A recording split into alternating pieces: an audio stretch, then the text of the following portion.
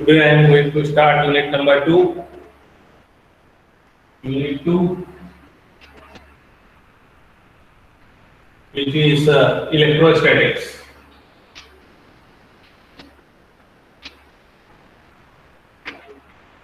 What is the meaning of electrostatics? Electrostatics means charges are at rest. Charge आप study जो study करेंगे charges due to which we have to calculate electric field, they are in study, है ना, मतलब वो movement नहीं हो रहा है उनमें, स्टैटिक है, इसलिए उसको हम इलेक्ट्रोस्टैटिक बोलते हैं। Charges are at rest, rest पे रखे हुए, मूवमेंट नहीं हो रहा है चार्ज में। तो जैसे मैंने बताया था कि what is our aim in this electromagnetic theory, that we have to find out either electricity और magnetism value, E value or H value, ठीक है। So far if you are given charges then we calculate electric field, if you are given current then we calculate magnetic field. So electrostatic means charges are at rest, means what? Electric field that will be also uniform with respect to time के साथ change नहीं होगा, because किसी भी point में आप देखेंगे कि what will be the value of electric field, तो वो डिस्टेंस के साथ वेरी करेगा ना, लेकिन टाइम के साथ आपका उसमें वेरिएशन नहीं रहेगा। डिस्टेंस के साथ वेरिएशन हमको देखना है बस। तो जो चार्ज है वो रेस्ट में है, तो ये होता है आपका इलेक्ट्रोस्टैटिक का मतलब होता है, ठीक है, इलेक्ट्रोस्टैटिक। तो यहाँ पे हमें जो इलेक्ट्रोस्टैटिक्स में चार्जेस से रेस्ट है, तो चार्ज हो सकता है आपका, चार्ज जो है पॉइंट चार्ज हो सकता है, पॉइंट चार्ज दिया होता है तो in the form of Q दिया होता है, उस पे जो चार्ज होता है वो दिया रहता है। दूसरा जो चार्ज होता है हमारा in the form of line charge हो सकता है, लाइन चार्ज। तो ये जो क्यू है इसको फिर हम लोग बोलते हैं कूलम फॉर्म में दिया हो, कूलम कि इतने कूलम का एक पर्टिकुलर प्लेस पे रखा है, what will be the electric field value, ये हमारा फोकस होगा इसमें। देन लाइन चार्ज होता है, तो we are given rho L, we represent in coulomb per meter. Then third case, it can be surface charge can be surface और वो static होगा, है ना, स्टैटिक होगा। तो सरफेस चार्ज है, we represent it by rho S, तो इसको हम लोग बोलते हैं Coulomb per metre square, charge per unit area basis पे भी हो सकता है। Then fourth है, you may be also given volume charge, है ना, तो उस केस में हमको वॉल्यूम चार्ज डेंसिटी दिया है, वो डिफाइन करेंगे अभी। So it is represented as charge per unit volume, इस तरह से। तो ये जो जितने भी ये चार्ज देख रहे हैं, they will be at rest होंगे, यहाँ पे एट रेस्ट होंगे। क्यों? Because we are going to study electrostatics में this charges will be at rest, ये रेस्ट होंगे। इलेक्ट्रोस्टैटिक का मतलब ये होता है, ठीक है। देन फर्स्ट जो है लॉ जो है जिससे आप फोर्स है वो कैलकुलेट कर सकते हैं। तो द फर्स्ट जो लॉ है दैट इज कूलम लॉ। तो first you have to see Coulomb law, ये यूनिवर्सिटी में आता है 60 क्वेश्चन में, जैसे 2 मार्क का क्वेश्चन आता था, तो खैर 4 मार्क वाला पैटर्न रहेगा, तो 4 मार्क का क्वेश्चन आ सकता है राइट कूलम लॉ। तो first we are going to see Coulomb's law.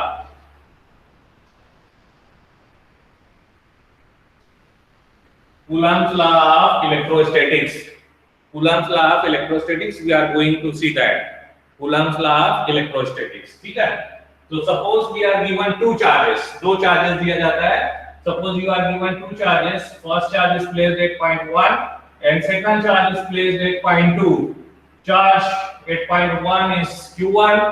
Another charge placed at 2 is Q2. Then what Coulomb law says? That one force, electrostatic force will act on this, तो उसकी value कितनी होगी, है ना। So the force on, हम अभी 2 पे लिख रहे हैं, then force on 2, तो ये कहता है the force, electric force on charge 2, electric force on charge 2 कहां पे रखे हुए हैं हम लोग इसको? एयर में। एयर या इसको बोलते हैं वैक्यूम या फ्री स्पेस, इस तरह से। एयर, वैक्यूम या फ्री स्पेस पर रखे हुए हैं, ठीक है। तो electric force on charge, electric force on charge, electric force on charge 2। तो ये कहता है कि या 2 पे या आप इलेक्ट्रिक फोर्स बिटवीन ऐसा भी कर सकते हो, electric force on charge 2, electric force on charge 2, ये कहता है first proportional to magnitude of charge q1 and q2। so q1 and q2 दोनों मिल गया मैग्नीट्यूड, है ना, proportional to the magnitude of charge on q1 and q2 का, then proportional to q1 and q2, then inversely proportional to distance का square. तो suppose ये 1 और 2 के बीच में अगर इनको हम ऐसे लिखते हैं r12 ऐसा करके लिखते हैं, r12 है ना, distance between this two points r12, तो इनवर्सली प्रोपोर्शनल टू, तो उसका इनवर्सली प्रोपोर्शनल टू r12 का square, inversely proportional to r12 का स्क्वायर, ये हो जाएगा इनवर्सली प्रोपोर्शनल टू उसका स्क्वायर। तो इसको आप ऐसे लिखोगे inversely proportional to 1 upon r12 square, ठीक है। तो प्रोपोर्शनल है, तो you will write it as proportional to q1 and q2, ठीक है। And the force will be along, मतलब किधर होगा, force will be along a line, एक लाइन पे होगा, along a line joining these two charges,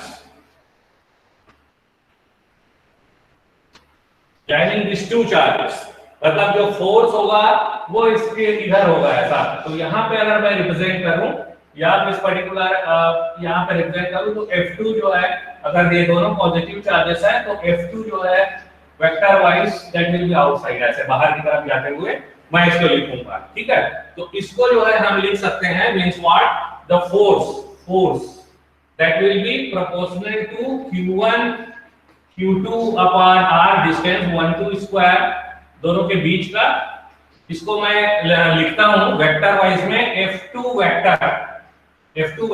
vector है that is equal to q1 q2 upon पूरा प्रोपोर्शनलिटी कांस्टेंट के साथ, दैट इज एयर है तो इसको 4 पाई एप्सिलॉन नॉट लिखते हैं, and that is r distance का स्क्वायर, r12 का स्क्वायर।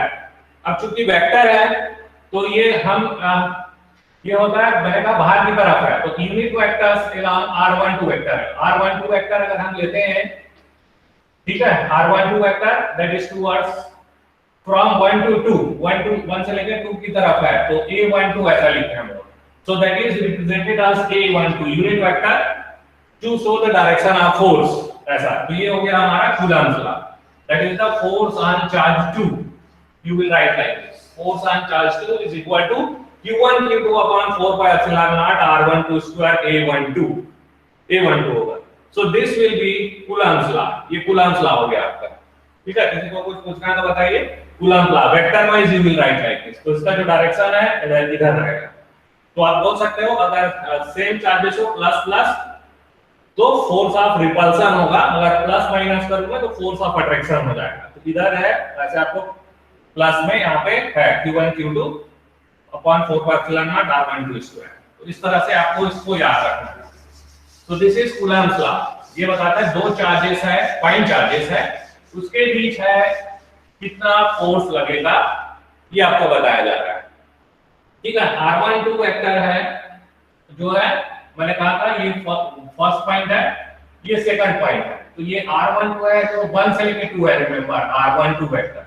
सो a12 जो है unit vector along this, a12 unit vector along r12 vector है, सो दिस इज r12 वेक्टर और उसका फिर मैग्नीट्यूड r12, उससे हम डिवाइड कर देते हैं, तो इस तरह से हमको ये यूनिट वेक्टर मिल जाता है। तो इसको आप यूनिट वेक्टर को कंप्लीट वेक्टर का में ऐसा भी लिख सकते हैं। So F2 force on charge 2, force on 2 है ना, force on 2 you write it as Q1 Q2 upon 4 pi epsilon naught, इसको क्या है यहाँ पे मैं A12 की वैल्यू रख रहा हूँ, सो R12 वेक्टर हो जाएगा और R12 तो नीचे R12 क्यों हो जाएगा, सो R12 वेक्टर और ये हो जाएगा R12 डिनोमिनेटर में Q, तो इस तरह से भी लिख सकते हैं। So what is the unit of force? Force is Newton.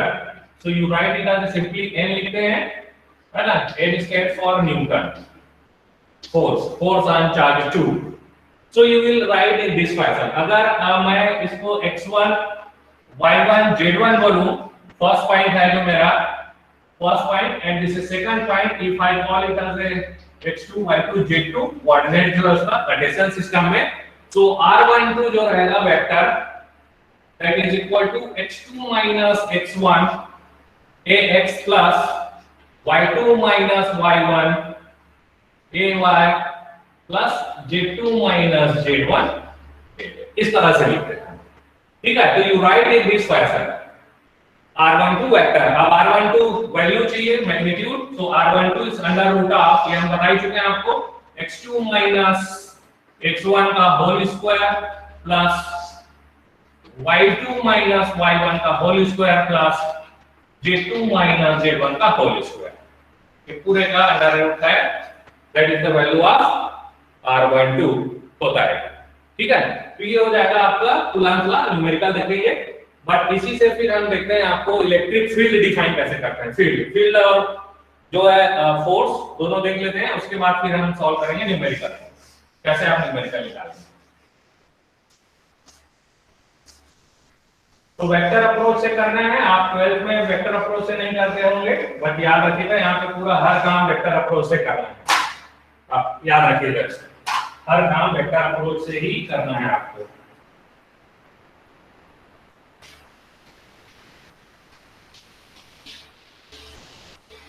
So now we are going to define electric field.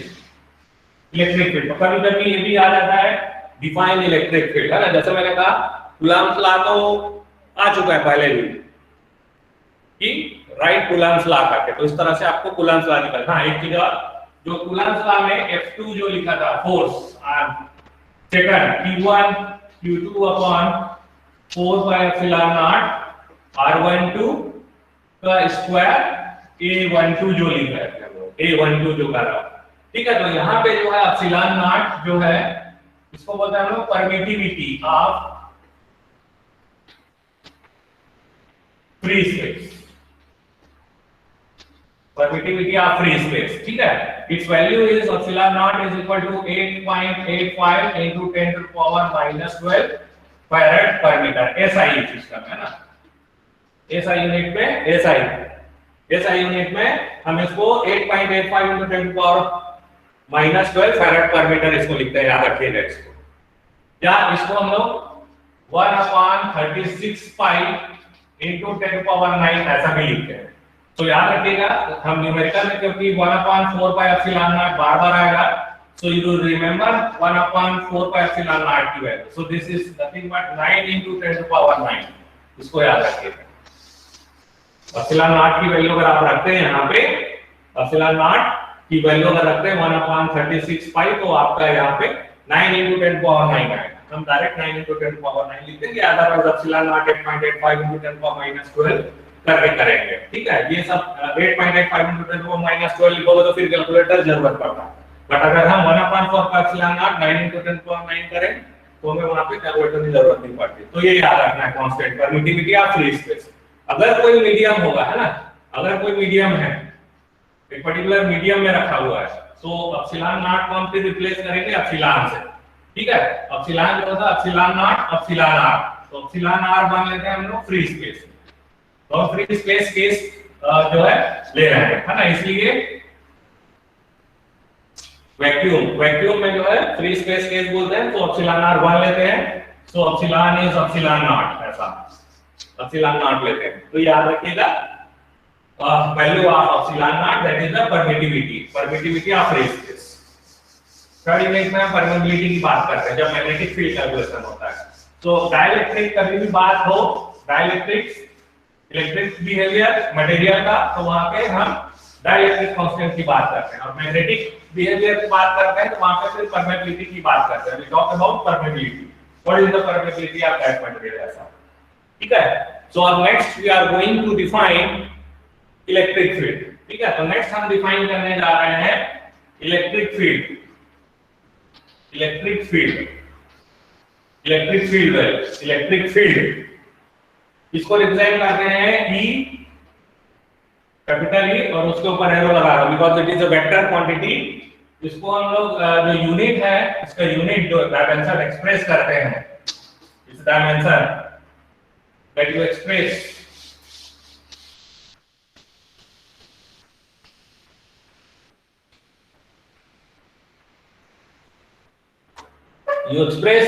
dimension, that is the E का जो यूनिट है, you write it as a volt per meter, volt per meter, है ना।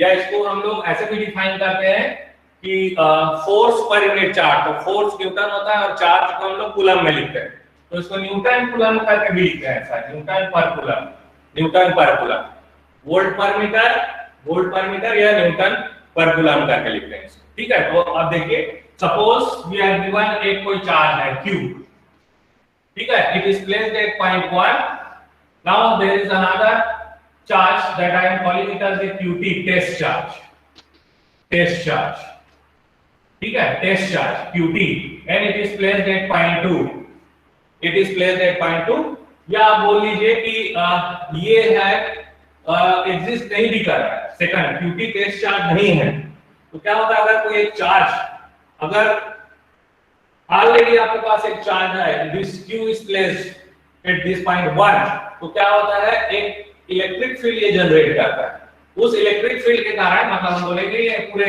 Surrounding area में एक field generate करता है।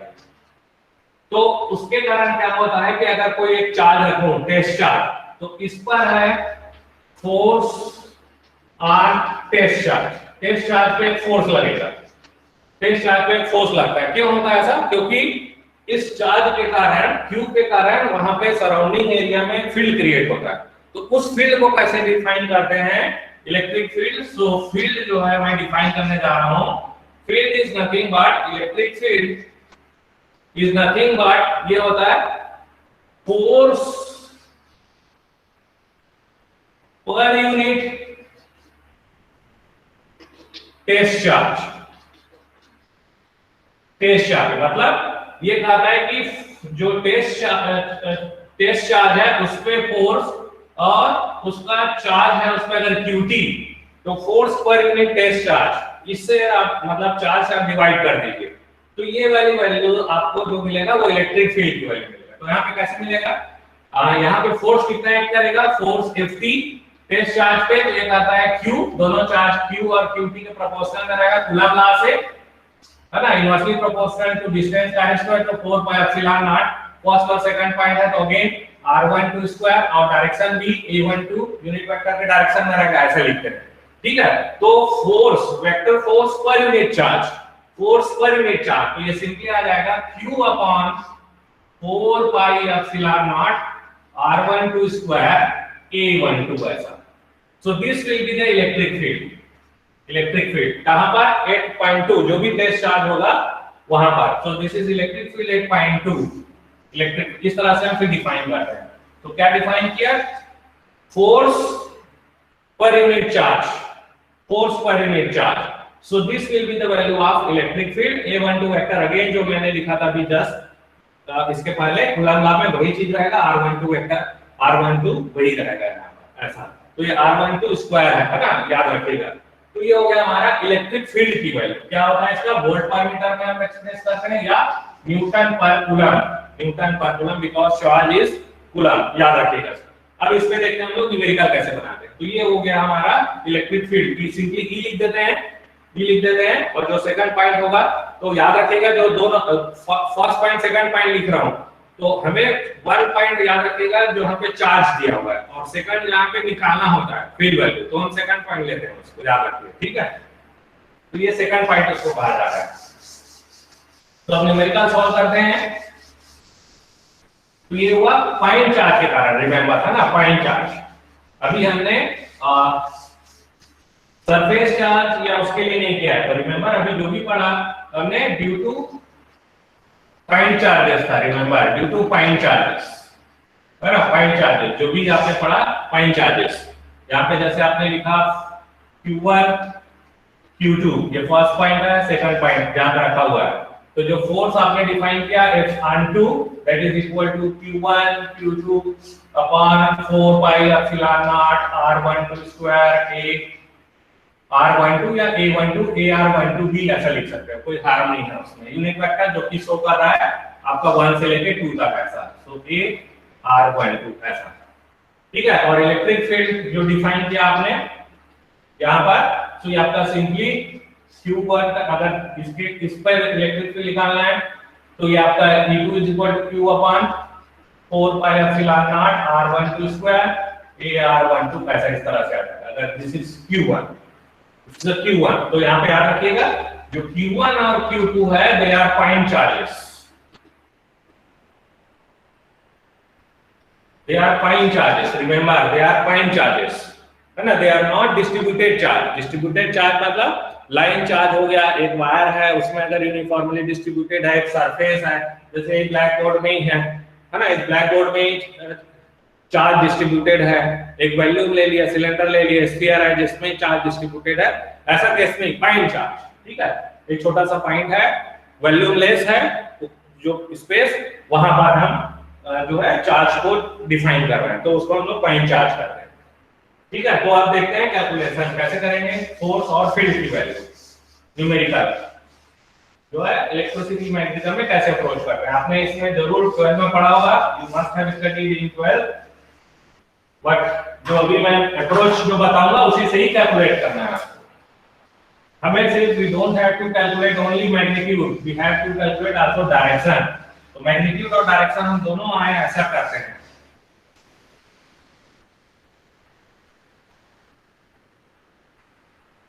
ठीक है। तो न्यूमेरिकल करते हैं।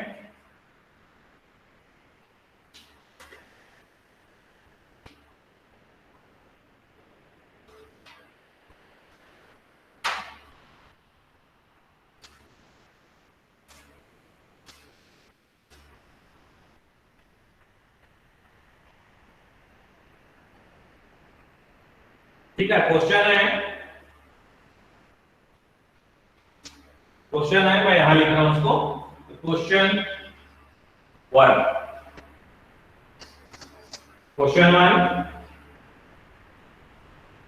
There are two charges located at, two charges है ना, टू चार्जेस,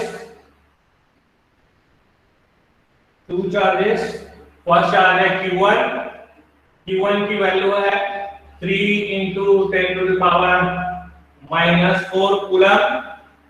कहां पर रखा है Q1 8, कहां पे रखा हुआ है 8 पॉइंट M है ना, 1 2 3 पे रखा हुआ है, ठीक है।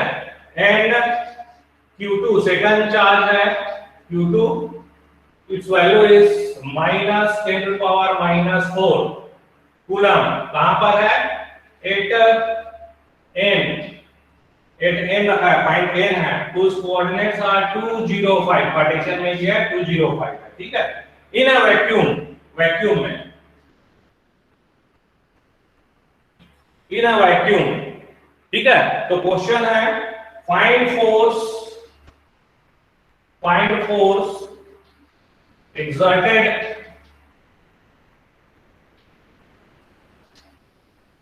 on Q2 by Q1, इसके जो है उसको निकालना है आपको, ठीक है। Find force exerted on Q2 by Q1 that you have to calculate। Okay, मैंने बताया आपको ये है Q1, ये है Q2, ठीक है। दोनों का कोऑर्डिनेट आपको दिया है, सो दिस इज वैल्यू Q1 है 1 2 3 और जो है ये है 205, ठीक है। M है, ये M पॉइंट और N पॉइंट यहाँ पे रखे हुए थे, ठीक है। तो ये फर्स्ट पॉइंट हो गया, ये सेकंड पॉइंट हो गया, सो this is first point M बोल सकते हो, N point is the second point. तो आप इसको यहाँ पे जो r12 वेक्टर यहाँ से ऐसा आपको रिप्रेजेंट करना है between this two. So this is r12 vector ऐसा। तो ये बोल रहा है 2 पे है ना, 2 पे Q2 पे कितना होगा, तो हम निकाल रहे हैं कूलम लॉ से F2 that is equal to Q2 upon 4 pi epsilon naught R12। ठीक है, R12 इसको क्या A12 लिखते थे या इसको हम ऐसा भी लिख सकते हैं R12 वेक्टर R12 का Q, ऐसा डायरेक्ट हम कर देते हैं इसको। तो बेसिकली हमको क्या कैलकुलेट करना है R12। So R12 vector and its magnitude. So R12 vector मैंने बताया था 1 से लेकर 2 में, तो x2 y2 z2 दिया, x1 y1 z1 दिया, तो हम क्या करेंगे 2 - 1 करेंगे, so that is 1 ax। Then फिर यहां पर प्लस 0 - 2, तो आ जाएगा -2 ay, then 5 - 3, so plus 2 aj ऐसा। तो ये आपका R12 वेक्टर आ गया। Now what will be its magnitude, R12 that is equal to 1 का स्क्वायर 1 प्लस 2 का स्क्वायर 4 प्लस अगेन 2 का square that is 4 and that is nothing but √9 and that is equal to 3। ठीक है, तो ये distance आ गया between this two that is equal to 3, ये आ गया। ठीक है, तो आपको निकालना है नाउ दिस। तो ये आ जाएगा F2 vector that is the क्या है ये force on Q2 bye Q1, यही पूछा जा रहा है force on Q2 bye Q1। तो उसकी वैल्यू को रख देंगे, Q1 जो है मेरा 3 × 10⁻⁻4, 3 × 10⁻⁻4। ठीक है, फिर Q2 माइनस में, तो ये माइनस में लिखूंगा -10⁻⁻4। ठीक है, ये आ गया। अब R12 वेक्टर, सो उसका वैल्यू पूरा लिख देता हूं, ax - 2 ay प्लस 2 az, ये लिख दिया। नाउ डिनोमिनेटर में 1/4 पाई एप्सिलॉन नॉट है ना, 1/4 पाई एप्सिलॉन नॉट की वैल्यू को लिखना है, 1/4 पाई एप्सिलॉन नॉट को लिखना है। तो क्या करेंगे,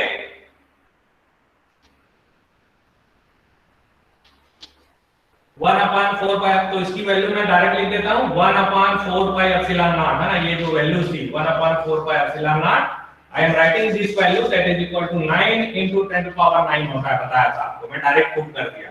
अब बच क्या गया आपका, दैट इज R12 का क्यूब, तो ये आ गया आपका 3 का क्यूब।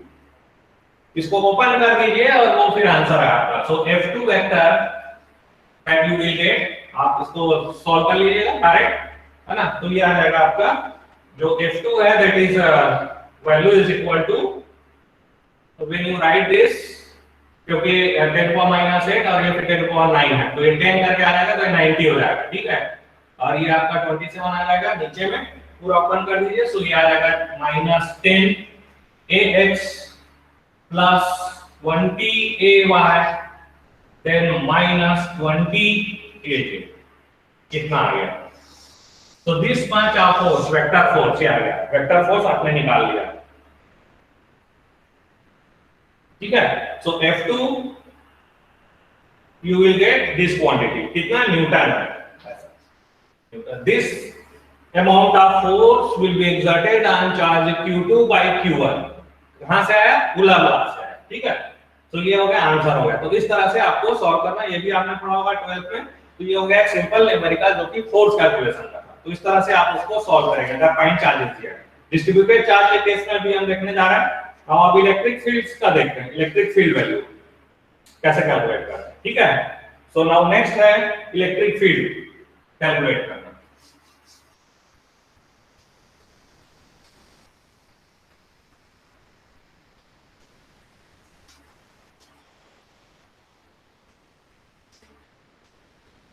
एक बात और रखिए कि जैसे इलेक्ट्रिक फील्ड है,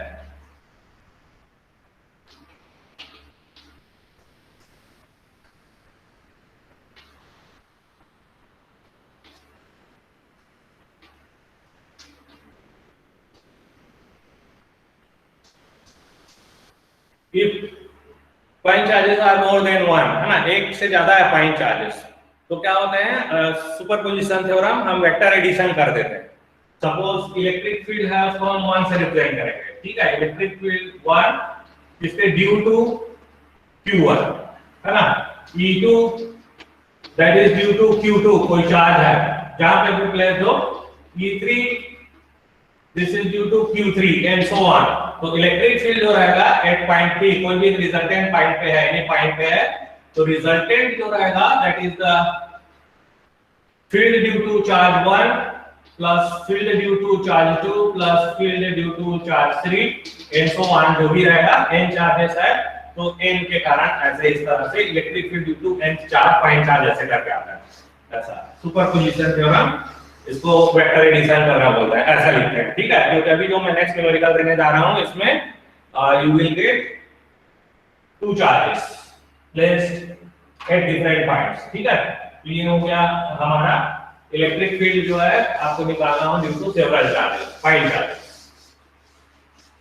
तो नेक्स्ट है क्वेश्चन, देखिए मैं लिखने जा रहा हूं नेक्स्ट।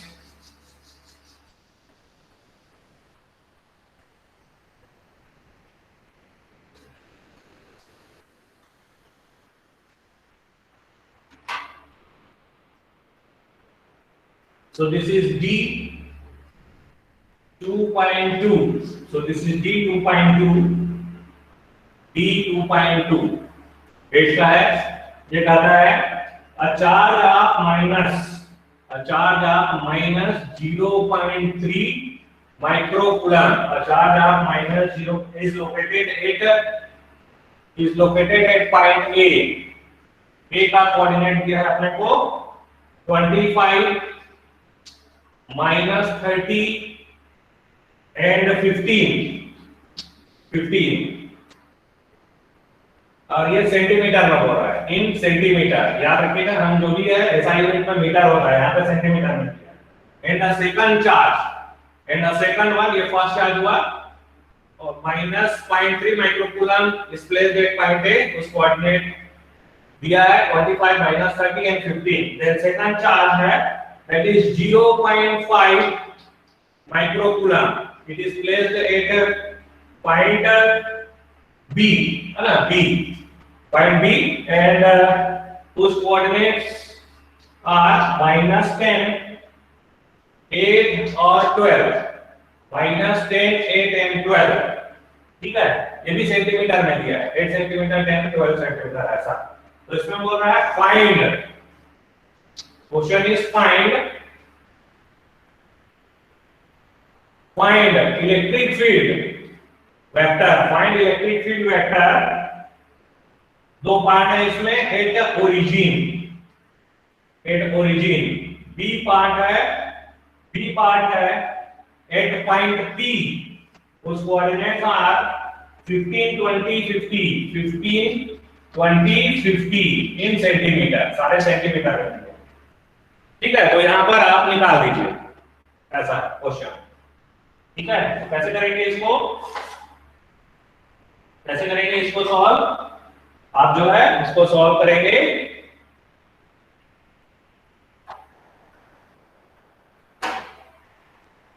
तो इसको आप Q1 ले लीजिए, ठीक है। You take this as a Q1, you take this as a Q2। तो दो चार्जेस रखे हुए हैं, देख लीजिए। सो दिस Q1 सॉल्व करने जा रहे हैं, Q1 कहां पर है और Q2 कहां पर प्लेस है। तो ये Q1 है, कहां पर प्लेस है बोल रहा है, ये रफ है ना, एकदम एग्जैक्ट आपको नहीं दिखा रहा है यहाँ पे। तो ये Q1 है, ये आपका है कहां पर 25 minus 30 and 15 पर है ये, ठीक है। और इधर ये Q2 है, ठीक है। ये आपका 25 minus 30 और 15 पर है, ऐसा इस तरीके से, ठीक है। कोऑर्डिनेट सिस्टम में रखा हुआ है, कहीं इस तरह रखा हुआ है कार्टेशियन में। ये पूरा ओरिजिन पे निकालिए, ये ओरिजिन है, तो ओरिजिन का क्या होता है 0 0, ए पार्ट बोल रहा है ओरिजिन पे, है ना। ये आपका हो गया, ये सेकंड पॉइंट ले सकते हो इसको, सेकंड पॉइंट या थर्ड पॉइंट जो भी है, पॉइंट P ओरिजिन पे यहाँ पे निकालना है आपको, ठीक है। तो आप देखिएगा यहाँ पे Q1 है, तो इसके कारण जो प्रोड्यूस होगा हम इसको ऐसा रिप्रेजेंट कर देते हैं, दैट इज E1 वेक्टर, इसके कारण ऐसा, ठीक है। इसके कारण होगा उसको सर Q2 का, ऐसा, सर Q2 की वैल्यू पॉइंट -10, 8 और 12 है। 12 है। Q2 जो है 0.5 है, sir 0.5 coordinate, hello sir coordinate. Sir वो पॉइंट अच्छा ये -8 ठीक है, -10, 8 और 12 ठीक है, हो गया करेक्ट। -10, 8 और 12 या -10, 8 और 12 हो गया, ठीक है। तो ये हम इसके कारण बोल सकते हैं, इसको E2 बोलते हैं, ठीक है, E2 हो गया। तो इसको आप सेकंड पॉइंट ले लीजिए या वो पॉइंट बोलिए, जैसा भी बोलिए, है ना। आपको ये वाली वेक्टर से ऐसा ये रिप्रेजेंट करना है। इसको आप R1 वेक्टर बोल सकते हैं, इसको आप R2 वेक्टर बोल सकते हैं, या तो जैसा भी हो आप कर सकते हैं। ये दोनों का कोऑर्डिनेट मालूम है, तो ये x1 y1 z1 हो गया, x2 y2 z2 हो गया। So first you will calculate E1 vector, E1 है ना, electric field due to Q1, electric field due to यहां पर जो आएगा, ठीक है, जो आपका ओरिजिन पे है, ओरिजिन पे बोला जा रहा है, ठीक है। तो आप इसको लिखेंगे E1 that is equal to Q1 upon 4 pi epsilon naught. इसको आप चाहे तो इसको ओरिजिन हो रहा हो तो इसको आप चाहे O करके ऐसे रिप्रेजेंट कर सकते हैं, ठीक है। तो ये आप इसको ऐसे लिख सकते हैं R1 से ओरिजिन, ठीक है, R1 इसका स्क्वायर A12, या सिंपली आप ऐसा भी लिख सकते हैं R1O वेक्टर और इधर R1O क्यूब, ऐसा ये हो गया। एंड सिमिलरली E2 वेक्टर जो रहेगा E2 due to Q2, so that is equal to Q2 upon, इसकी वैल्यू बाद में रखेंगे 4 pi epsilon naught, free space vacuum में ही है, सो दैट इज R, ये 2 है मेरा, सो 2 और O का इसका क्यूब एंड R2O वेक्टर, ऐसा, ठीक है। क्लियर हो गया। R1 वेक्टर R10 यहां से यहां इस पॉइंट पे निकालना है, इस पॉइंट पे निकालना है, तो ये R20 वेक्टर, तो ये दोनों के वैल्यू को निकालना है बेसिकली, R10 वेक्टर और उसका मैग्नीट्यूड, R20 वेक्टर और मैग्नीट्यूड, फिर वो दोनों ऐड कर देंगे। तो इलेक्ट्रिक फील्ड जो रहेगा ओरिजिन पे, जो निकालना है हमें, electric field at point P, it's nothing but E1 plus E2, ऐसा, ठीक है। सो इट्स नथिंग बट क्या वैल्यू रहेगा 1 अपॉन 4 पाई एप्सिलॉन नॉट, जो कॉमन है वो पूरा बाहर ही कर लेते हैं, तो यहां पर आएगा आपका Q1 R10 vector divided by R10 का cube plus Q2 R20 vector divided by R20 का क्यूब, ऐसा, इस तरह से आप इसको निकाल लेंगे, ठीक है। तो ये निकाल लेते हैं हम लोग, फटाक से निकाल लेते हैं, इसको आप निकाल लीजिए, तो इसको निकाल लेते हैं हम लोग, what will be it's value,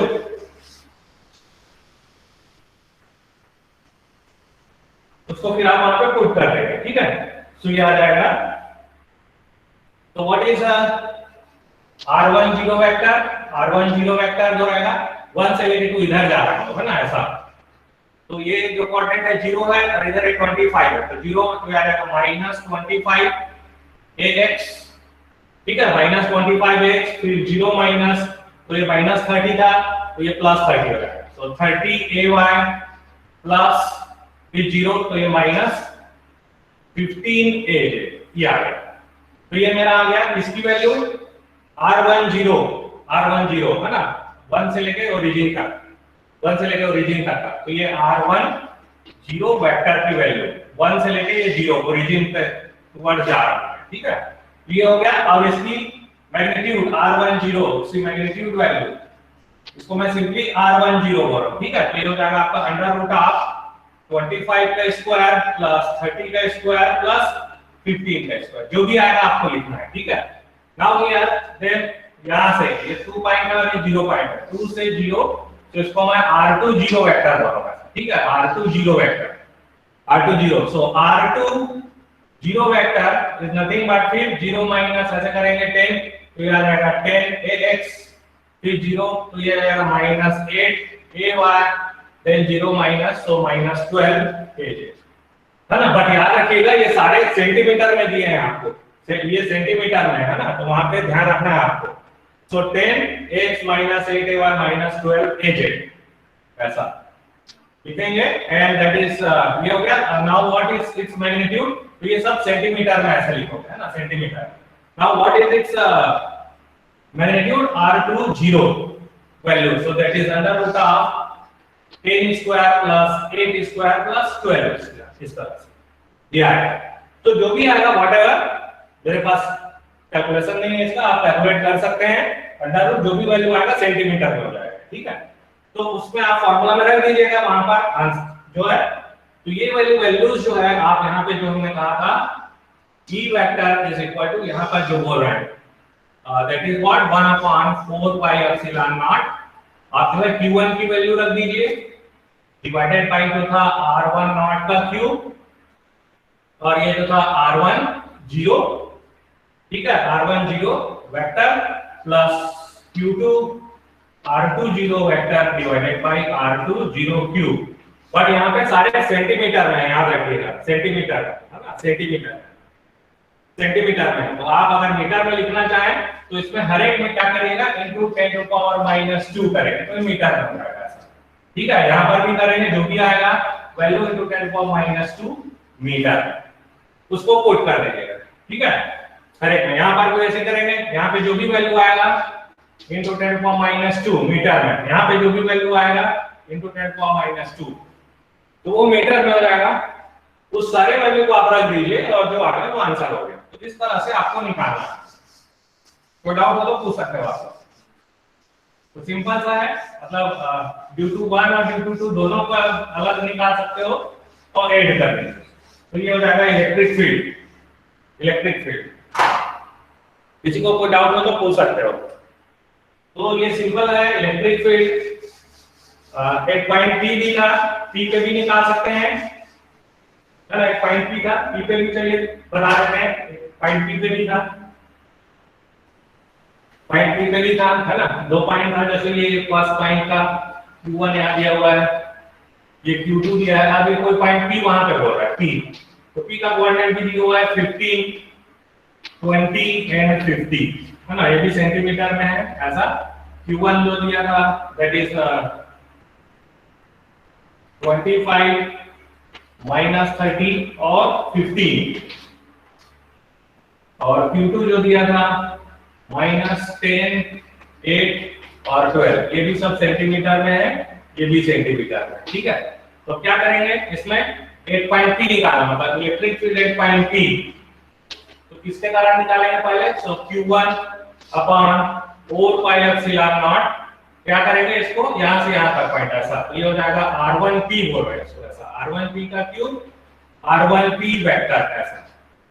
तो ये E1 हो जाएगा इसके कारण E1 vector. So this one is the field due to charge Q1 at point P, then plus Q2 R2P, ये 2 है तो हम यहां से फिर ऐसा R2P वेक्टर निकालेंगे ऐसा, 2 से P पॉइंट है, तो ये R2P वेक्टर हो गया।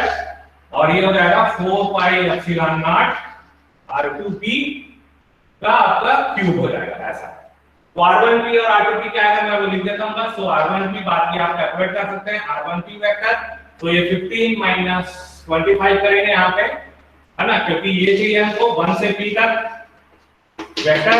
सो आप 15 - 25 करेंगे तो आ जाएगा -10 AX, फिर 20 माइनस तो ये जाएगा +50, क्या जाएगा AY, फिर 50 - 15 so that is +35 AJ, ठीक है। ये सेंटीमीटर में है तो इसको 10 को -2 कर दीजिए मीटर में ऐसा, इनटू 10 को -2 मीटर में आएगा। Now R2P vector, R2P vector जो है देन फिर 15 - 10 तो ये 25 AX आ जाएगा, देन फिर 20 - 8 so that is +12 AY, and that is 50 - 12 so that is +38 AJ।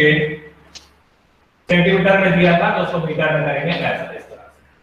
तो इसका मैग्नीट्यूड निकाल लीजिए और फिर यहाँ पे रख दीजिए R1P व्हाट, इसका स्क्वायर, है ना। ये मीटर में लेना है, ध्यान रखना 10 को -2 लगा हुआ, ठीक है। तो इसको मल्टीप्लाई कर देंगे तो 0.1, 0.5, 0.35 ऐसे आ जाएगा, ऐसा भी हो सकता है, ठीक है। तो ये 0.10 का स्क्वायर प्लस 0.50 का स्क्वायर प्लस 0.35 का स्क्वायर, ये मैग्नीट्यूड हो जाएगा R1P का, R2P का। यहाँ पे डाल दीजिए Q1 और Q2 की वैल्यू जो दिया था वो डाल दीजिए। तो Q1 हमारा -0.3 माइक्रोकूलम था वो डाल दीजिए, और ये था 0.5 माइक्रोकूलम था वो डाल दीजिए। ठीक है, तो जो आंसर आएगा उसकी वैल्यू मैं लिख देता हूं डायरेक्ट। क्या वैल्यू आएगी आप तो यहाँ पे पुट कर देंगे, है ना। कौन कौन सी वैल्यू, ये वाली वैल्यू इसकी, ये लिखा हुआ है, और इसका मैग्नीट्यूड निकाल लेंगे। R2P का ये लिखा हुआ है पूरा, और उसकी मैग्नीट्यूड को पुट कर देंगे।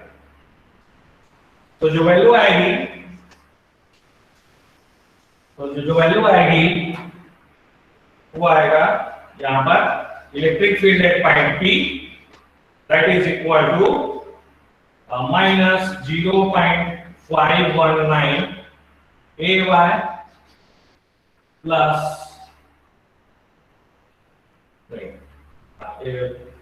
एक्स कंपोनेंट नहीं लिखा, 11.9 AX minus 0.519 AY plus 12.4 AZ kilovolt, है ना, किलोवोल्ट में आता है, किलोवोल्ट पर मिनट। तो ये हो जाएगा बी पार्ट का आंसर, बी पार्ट को लिखा था। तो इस तरह से आपको फील्ड वैल्यूज निकालना है। तो ये पॉइंट चार्ज हो गया, बट ऐसा क्वेश्चन ज्यादा आता नहीं है, सिंपल है क्योंकि तो हम वो डिस्ट्रीब्यूटेड चार्ज में आते हैं। तो नेक्स्ट क्लास में देखेंगे डिस्ट्रीब्यूटेड चार्ज, और सब कोशिश करो नेक्स्ट क्लास मिस नहीं होना चाहिए। कल आप लोग अगर मैं ईएमएफ की क्लास में, तो कुछ प्रॉब्लम है क्या? जो मेरा कॉन्स्टिट्यूशन की जो क्लास है बताइए। हेलो।